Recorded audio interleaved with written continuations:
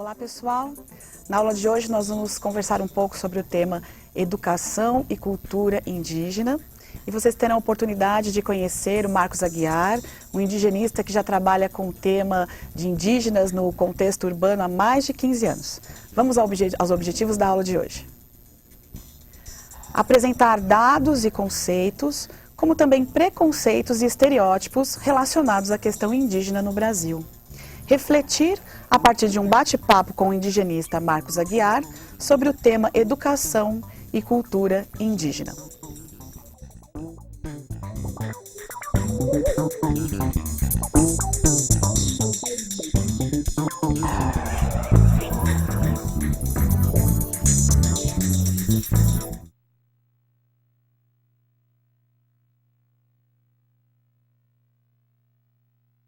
Quero começar já apresentando para vocês, que está aqui ao meu lado, o indigenista Marcos Aguiar. Ele é coordenador do projeto Índios na Cidade, que é da ONG Opção Brasil, e também é observador e colaborador do Fórum Permanente de Assuntos Indígenas da ONU. E eu estou muito contente de poder ter o Marcos aqui hoje comigo nesse bate-papo. Já passo a palavra para ele dar um primeiro olá e depois nós vamos dialogar e conversar um pouquinho. É um prazer enorme estar aqui com vocês, com a nossa querida Cláudia, que a gente se conhece há tanto tempo, né?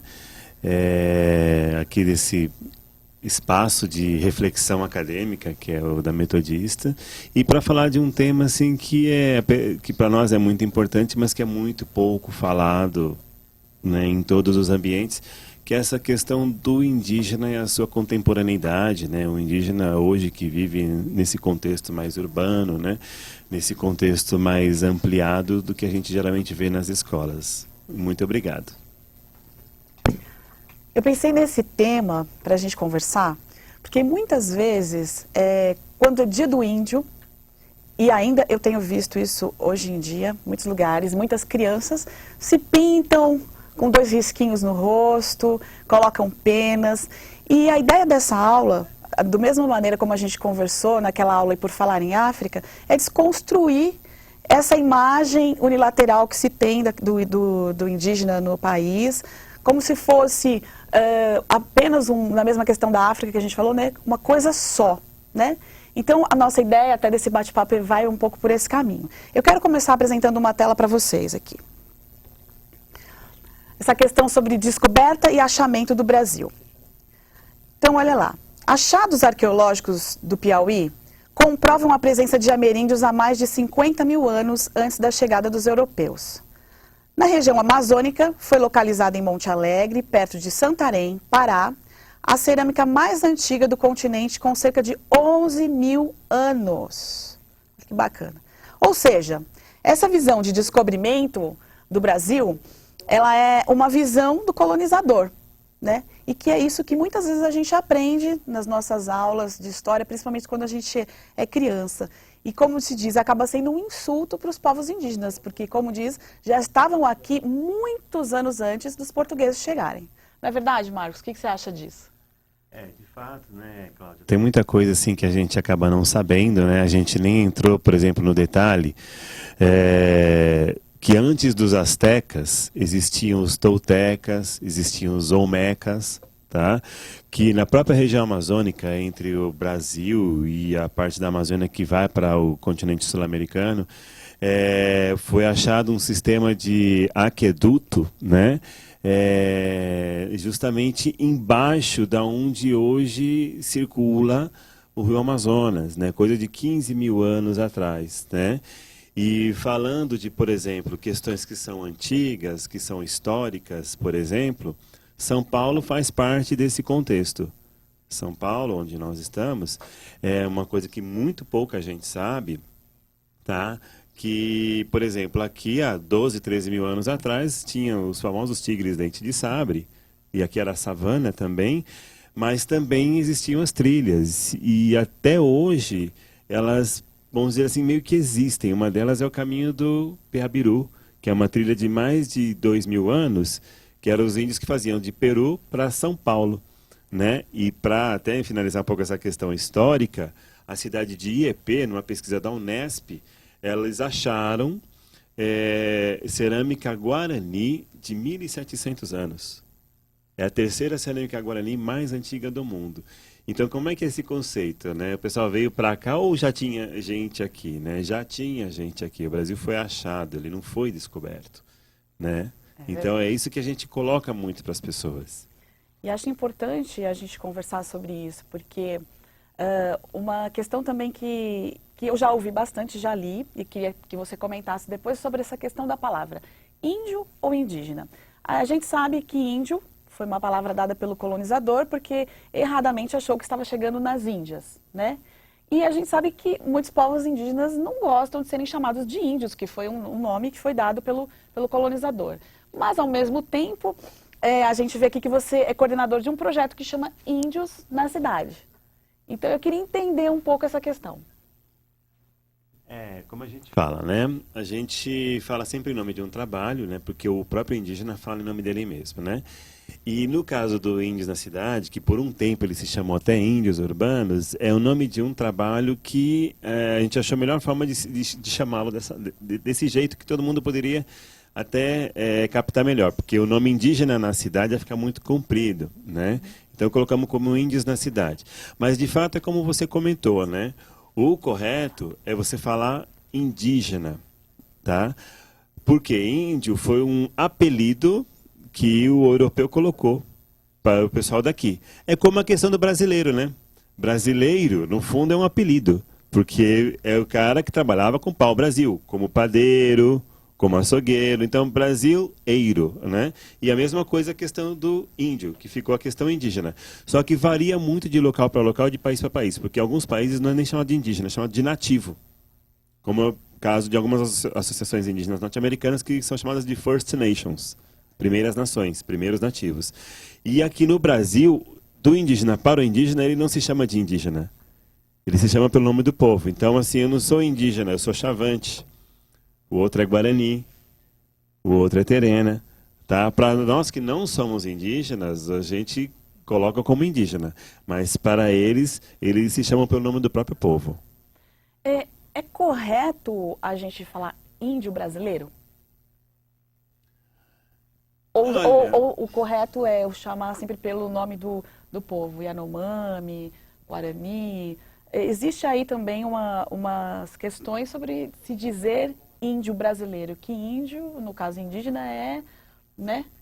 São todos para falar a povos. verdade, assim, né? O correto é chamar pelo nome do povo, mas como tem alguns povos que estão em outros países, aí você pode fazer essa divisão. É o caso do Yanomami. Yanomami tem brasileiro e venezuelano. Mas aí eu digo Yanomami brasileiro ou eu posso... Você pode dizer... Como que é essa questão politicamente correta? O Yanomami. O correto, mais correto é falar Yanomami, né? Até porque na Venezuela ele pode ter um outro nome, né? É o caso, por exemplo, o povo Guarani, ele tem a questão de ser Guarani e internamente na América do Sul ele tem 8 divisões internas. O Guarani Tiquitano, o Guarani Imbiá, o Guarani Kaiowá, o Guarani Nhandeva, mas são todos Guarani, porque é uma nação. Tem algumas generalizações que se fazem em relação aos indígenas, né? E que tem essa ideia, que todos dormem em rede, que a aldeia se chama taba, casa é oca. Quem aí nunca disse, casa na língua indígena, né? Não fala, a gente não sabe nem direito o nome das línguas que existem. É oca. Criança é curumim, e que a gente tem essa ideia de que a língua indígena é tupi-guarani. A gente sabe que existem muitas línguas, né? Isso mesmo. Que adoram o sol e a lua. E alguns preconceitos também, né? Que os índios são selvagens, violentos, preguiçosos, isso eu já escutei várias vezes, comem gente, andam sem roupa, né? Marcos, eu queria que você comentasse um pouco sobre essa origem desses preconceitos e essa generalização que se tem em relação aos povos indígenas no Brasil. Para falar a verdade, isso é uma questão que veio com a Europa e a nossa escola perpetuou. A nossa educação perpetuou. dentro de uma linha que a gente chamaria de educação dominante. Tá? Então, assim, para que eu consiga trabalhar certas questões, eu generalizo tudo. Como foi o caso da famosa língua geral, que alguns conhecem hoje como Nhangatu, e que era, no fundo, o tupi antigo, tá? E que os bandeirantes também falavam o tupi antigo. Os bandeirantes não falavam português. Português era só ensinado em algumas escolas para algumas elites. E, de repente, num momento, lá que tem até nome de rua, de bairros assim, né? Se eu não me engano, o nome dele é Mendiçá, né? Proibiu a língua geral, ou seja, proibiu a língua indígena no Brasil inteiro, tá? E que ele falou que era uma língua só, que era o tupi, mas não, eram mais de 600 línguas, tá? E aí ele proibindo, ele só liberou o português. Então tudo virou uma generalização. E aí já começa o erro por essa parte. Porque hoje no Brasil são falados, segundo o último censo do IBGE, entre línguas maiores e línguas menores, mais de 300 línguas indígenas. E elas são pertencentes a 8 troncos diferentes, pelo menos. Tá?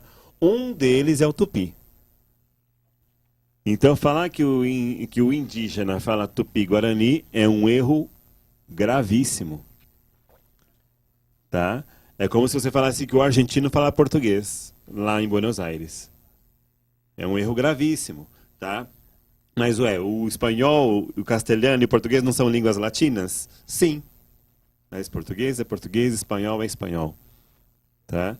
Então, tem o tupi-guarani, tupi-tapirapé, tupi-kaiowá. Para se ter uma diferença, entender essa diferença entre o tupi e outro tronco, existe um tronco grande como o tupi, que é o G. Quem que está no tronco G? É o povo Pataxó, é o povo Xavante, é o povo Funiô. Diferença entre línguas. Deus, na língua Guarani, em Biá, é Nhanderu, que seria no tronco tupi. Pra Funiô, que é do tronco G, que é a língua Iatê, é Edjedualhá. Então você vê uma diferença grande só na linguagem, né? E dentro disso veio outras questões que se colocam. Todo índio tem taba, toda aldeia é taba, toda aldeia é oca. E aí até uma certa forma de desrespeito, porque alguns nomes que nós temos na nossa linguagem são de origem indígena. Um deles é o Carioca, que é a casa do homem, que é onde vivem os cariocas. Carioca. Carioca vem de Carioca, que é a casa do homem. Ou seja, se é a casa do homem, é uma casa que você tem que cuidar. Agora, fica uma reflexão. O Rio de Janeiro está sendo bem cuidado pelo homem? Né? Então, dentro disso vem outras vertentes também. Aí tudo se generaliza. Como o português enxergava o trabalho de uma forma diferente do indígena, então o que era diferente do português, para ele estava errado. Se o índio está deitado na rede, então ele é um preguiçoso. Mas não, será que aquele indígena não estava deitado na rede contando histórias para o seu filho? Passando uma tradição?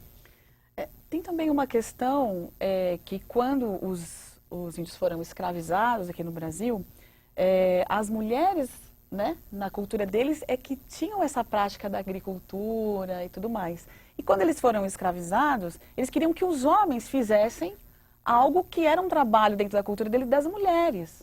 E com isso, começaram a chamar, né, os índios de preguiçosos. Tem uma história assim também, né? Para falar a verdade, assim, tem até duas questões muito interessantes que poucos sabem.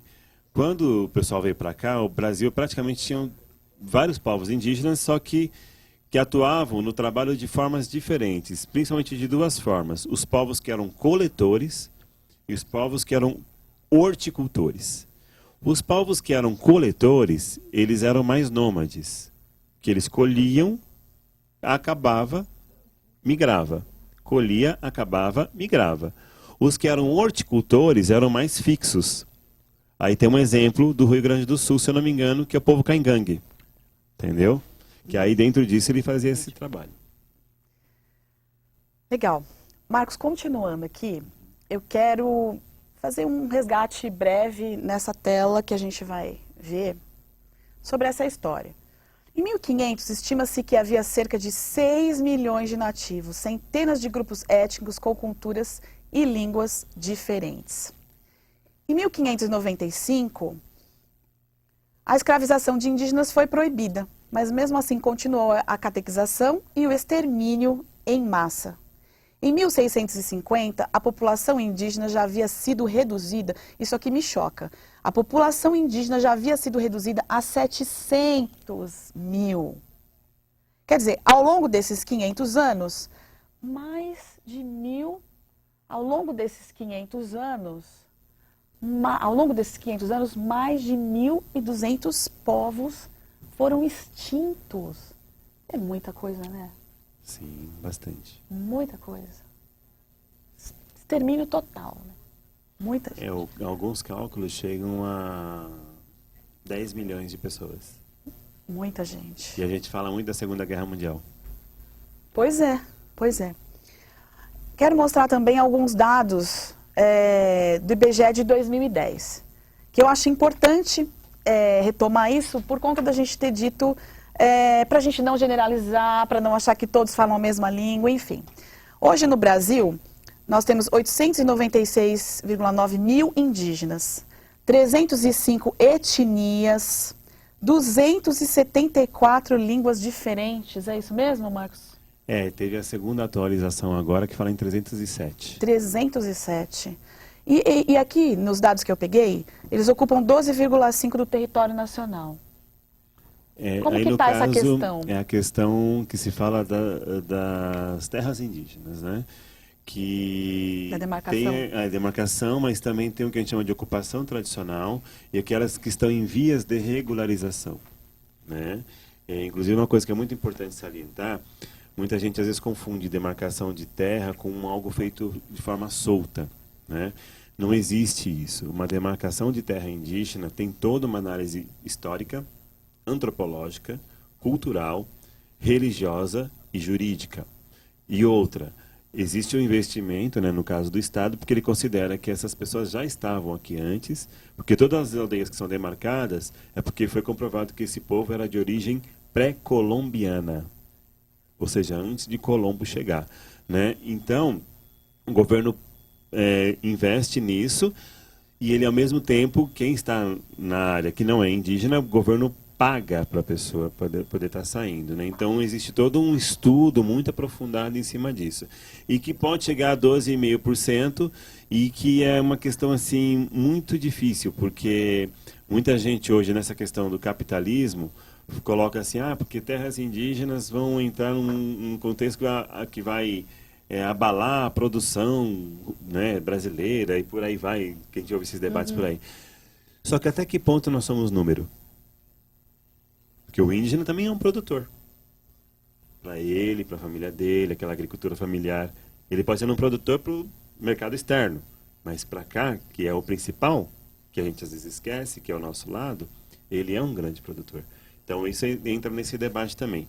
Uma pequena curiosidade histórica, dessa questão aí até da abolição da escravatura indígena, foi no dia 1º de abril. Dia da mentira. Que depois virou o dia da mentira. Né? Então, assim, tem essas questões todas. E os números do IBGE, só voltando a essa questão mais atual, apontam o quê? Há uns 40 anos atrás, né, o governo brasileiro falava que uma hora os índios iam sumir, né, que ia acabar, que não ia ter mais indígenas. E aí foi demonstrando que não, era justamente o contrário. Eles sempre existiram, continuam existindo e vão continuar. E continuam existindo e sempre existiram. E com certeza, pelo menos aqui em São Paulo, a gente cruza com algum indígena, encontra com um indígena diariamente. No trem, na cidade. E é esse bem a questão do seu projeto do trabalho, né, Marcos? Desses indígenas que estão dentro desse contexto urbano, que a gente sabe que são muitos, né? Eu quero, antes de você comentar um pouco do teu trabalho, falar mesmo dos Pancararu, e eu sei que você está há muito tempo nisso, mostrar mais uma tela aqui para o pessoal. Olha, existe um imaginário de população indígena é aquela que vive em aldeias na floresta e que índio de verdade não vive em cidade. O Marcos vai falar sobre isso depois, se realmente vive em cidade ou não. A cidade de São Paulo, ela é habitada por indígenas de diferentes etnias, como Aranã, Aticum, Guarani, Kaiowá. Guarani, como é que eu digo esse? Mbiá, Guarani-Nhandeva, Caigangue, Pancararu. Pancararu é a etnia mais numerosa que vive em São Paulo. Há 38 etnias diferentes. Ou seja, esse contato com os pancararus, certamente a gente deve ter... E nem sabe, né? A professora Shirley, eu tive com ela outro dia, que é uma professora indígena, ela comentou isso, né? Sobre essa questão das pessoas, ela dizer que ela é uma indígena e as pessoas se assustarem. Ah, não, você não é. Como que você é indígena se você, no caso, né, não tem uma aparência, um estereótipo de indígena? Já teve Pancararu e agora tem Tuxá estudando aqui na Metodista. Né? Estudando aqui na Metodista. E é, de fato, uma população grande, né? Como a população indígena nordestina que está em São Paulo, ela é muito grande. Hoje, a região da Grande São Paulo possui, nas suas 39 cidades, mais de 54 povos diferentes. E no nosso cálculo prévio, são mais de 90 mil indígenas. Tem desde povos do Xingu, como Camaiurá, Calapalo, Yaualapiti, morando aqui, como povos, como a gente acabou de citar, do Nordeste, que é Pancararu de Pernambuco, Funiô, Pancararé, Pataxó da Bahia, né, Terena do Mato Grosso. E tem um contexto que a gente também começou a falar, que a região da Grande São Paulo fala mais de 20 línguas indígenas. Aproveitando que a gente está falando sobre educação e cultura indígena, como é que essa questão do indígena que vive na cidade, como é que ele se afirma como indígena? Primeiro que, pela Constituição Brasileira, artigos 231 e 232, fala que ele é autônomo ao se declarar como indígena. Então ele pode ser indígena em qualquer lugar. Na Declaração Universal dos Direitos Indígenas da ONU, é a mesma questão. Né? Ele pode se declarar como indígena em qualquer lugar. Mas um dos fatores que faz com que ele seja indígena mesmo no contexto urbano, tem a questão da sua tradição, cultura e religiosidade. Para os povos que falam a língua, é falar a língua mesmo na cidade. Então, falam nas suas casas, né? No meio do seu pessoal, tudo. Aqueles que não possuem mais a língua porque perderam por uma questão histórica, que eu falei lá da proibição do mendiçá, eles mantêm de outra forma, como o toré, que é um canto e dança que já foi feito, inclusive aqui na região várias vezes. O guarani que dança o xandaro, né? Então, é uma forma de você manter a tradição. E é por isso que ele é indígena mesmo na cidade. Queria que você comentasse, Marcos, sobre o seu projeto, o trabalho nessa ONG Opção Brasil, essa questão dela ser hoje um ponto de cultura e quais são, na verdade, hoje os desafios e as conquistas que a gente tem nessa questão indígena, principalmente nesse contexto urbano. Falar tudo isso em tão pouco tempo, né? Não, um pouquinho só. Você pode comentar só um pouquinho. Não, com certeza. Assim, a gente está nessa questão aí há mais de 15 anos, né? Eu estou na Opção Brasil há mais de 10 anos. E o nosso foco sempre foi trabalhar com essa questão indígena num contexto urbano, principalmente na questão das políticas públicas, né? Ou seja, dialogando, começando com prefeituras, porque outra coisa que muita gente fala, que é estereótipo. Índio é coisa da FUNAI, é de quem está lá no governo federal. Não, é de quem está na cidade também aqui. Tá? São Caetano, São Bernardo, Santo André, Mauá, São Paulo, né? Porque um dos focos de debater a questão indígena é debater o preconceito. Uhum. Porque se eu falo que o indígena que está na cidade não é mais indígena, eu estou sendo preconceituoso com isso. Né? Então, como é que é debater essas políticas públicas? Então, a gente tem muito esse foco por conta disso que nós fazemos parte de um programa do governo federal, que é o Programa Cultura Viva, na qual a gente tem um ponto de cultura que debate essas questões também, sobre a questão da cultura indígena. E, fora isso, a gente acaba desenvolvendo outros trabalhos na área de educação, na área de cultura mesmo, de saúde, né? Sempre tendo como foco também, além de falar das políticas públicas, tem a questão também de dar autonomia para o indígena poder falar de si mesmo. Né? É o caso da Shirley, que atua conosco, é o caso do Tupão Oliveira, que é um Guarani que atua conosco, e que vira e mexe eles estão em Brasília, né, fazendo parte do movimento, falando em nome dos povos mesmo, né, que é outra questão que a gente dificilmente encontra, ver o indígena falando do povo dele. Né? E por conta disso, a gente também, trabalhando em política pública, a gente tem convênios até com a Prefeitura de São Paulo, na qual a gente atua no ensino infantil indígena, que são justamente 3 escolas municipais indígenas, que chamam-se CECI, Centros de Educação e Cultura Indígena, voltado ao povo guarani. Mas sempre no foco da política pública. Por que o foco da política pública? Porque é a melhor maneira que a gente tem de garantir o direito da pessoa. Dar um exemplo prático de política pública, nós recebemos água na nossa casa não porque o governo é bonzinho, é porque existe uma política de saneamento básico garantida em Constituição. É a mesma coisa para o caso do indígena, que a gente tenta atuar nessa linha. Marcos, e essa lei, a 11.645, que fala sobre a inserção, né, que aborda a inserção da cultura e da história indígena na educação? Como que está sendo? Porque na questão da população negra, essa lei, que é a 10.639, já tem 10 anos, e a gente sabe que está bem difícil dela ser implantada, né? Então, essa que é mais recente, como que você avalia isso? Coisas. Primeiro, que ela não está sendo feita, a 11.645, né? Assim, alguns grupos fazem alguns estudos, algumas coisas assim, mas é incipiente. Assim, podemos dizer que é praticamente zero. Tá? E ainda mais se você for falar o seguinte, a prefeitura tal está estudando a 11.645, mas ela chamou um indígena para falar da 11.645. Isso, então, zero. Zero para muita gente. Tá? E é uma questão da lei, que a gente até aborda aqui, voltando a falar de política pública, porque lei também é uma questão de política pública. Antes de ter a 11.645, a cidade de Mauá colocou no seu Plano Municipal de Educação em 2003 a questão indígena em contexto urbano. Tá? Ou seja, em 2003, Mauá, que é a primeira cidade no país a ter isso no seu plano de educação, né, já colocou isso. Em 2005, 2006 foi feita a abaixo-assinado para ter a temática indígena nas escolas e depois, em 2008, veio a lei. Né?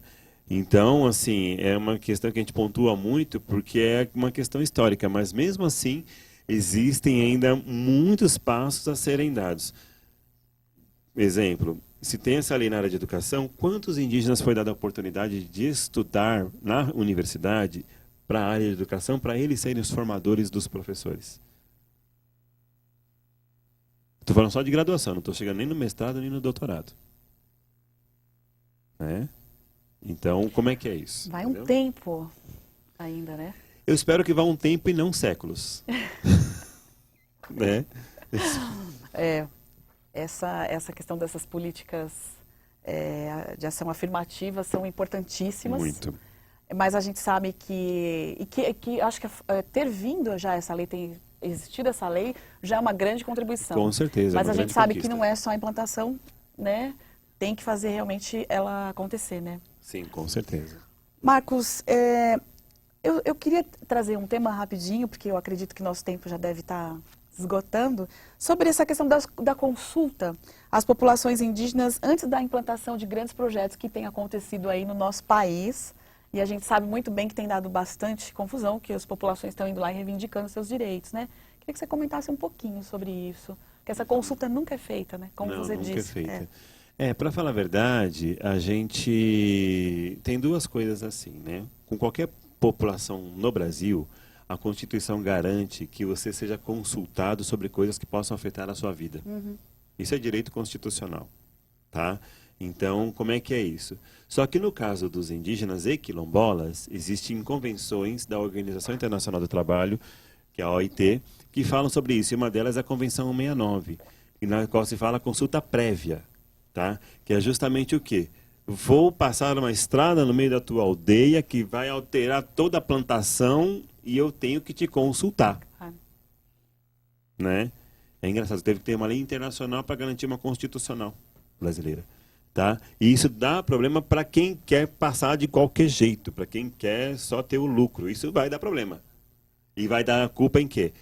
O índio não produz, né? Porque vai ferir a economia brasileira, e no fundo não é bem assim que a coisa acontece. Então, consulta prévia no fundo é isso. E é um direito constitucional de todos nós, não só dos indígenas. Pessoal, eu espero que vocês tenham gostado desse bate-papo, que vocês possam ter aprendido um pouquinho nessa troca de conhecimento aqui com o Marcos. O tempo é sempre curto, então não dá para a gente aprofundar muito. E a gente então continua no nosso fórum de debates depois. Quero agradecer muitíssimo a sua presença, Marcos, aqui com a gente. Sei que ele tem um monte de coisas para fazer, o tempo dele é curto, mas conseguiu esse tempinho para estar aqui com a gente, repartindo esse conhecimento, que ao longo desses 15 anos ele tem feito muita coisa, tem sido aí um guerreiro nesse tema. Então, muito obrigada, e não sei se você quer dizer mais alguma coisa. Eu também queria agradecer, né, o fato de a gente estar aqui novamente convidado por vocês aí, a Cláudia, que é grande educadora, grande parceira. Convido vocês a conhecer a página da Opção Brasil, que é www.opicalbrasil.org, e também no Facebook, né? Só buscar lá a Opção Brasil, Projeto Índio na Cidade, tem lá os nossos eventos, nossos debates, né? E a gente está aí, de repente, se alguém tiver alguma dúvida, alguma coisa, é só nos procurar aí nos meios eletrônicos. Isso aí. Então, até a próxima aula. A gente se encontra novamente.